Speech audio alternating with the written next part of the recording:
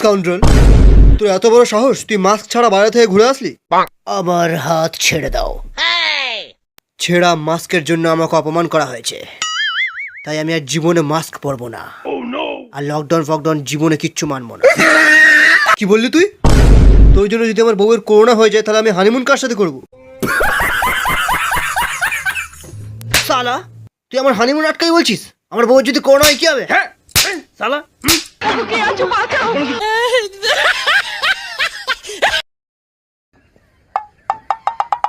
ওই দাঁড়া, তুই লকডাউনে কি করে আসলি এখানে? কাকু সেটা বড় কথা না, আমি কিভাবে এসেছি এখানে। বড় কথা হচ্ছে এটা, আমি তোমার মেয়েকে ভালোবাসি। আর ফোনে কথা বলতে ভালো লাগে না, আমি প্রীতিকে বিয়ে করতে চাই। আমার আর সহ্য হয় না কাকু। এখন লকডাউনের সময়, এখন কম খরচায় বিয়ে হয়ে যাবে। তুই টাকার গরম দেখাচ্ছিস আমাদেরকে? কোনো অসুবিধা নেই কাকু, টাকাটা আমরাই দিয়ে দেবো। আপনি শুধু একবার হ্যাঁ বলুন, আমি প্রীতিকে নিয়ে এক্ষুনি চলে যাবো। এর কত বড় সাহস দেখো শালার। বাবা আমাকে ব্রুজ খালিফা কিনে দেবে। তুই চুপ কর।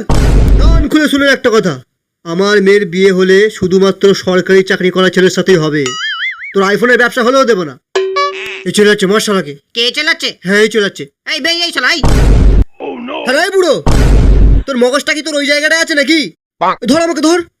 তুই এত সুন্দর বউকে নিয়ে আছিস লকডাউনে, আর আমি তোর মেয়ের সঙ্গে ফোনে কথা বলবো? আমি আজকেই বিয়ে করবো। দেখি কোন সাল আমাকে আটকায় আজকে।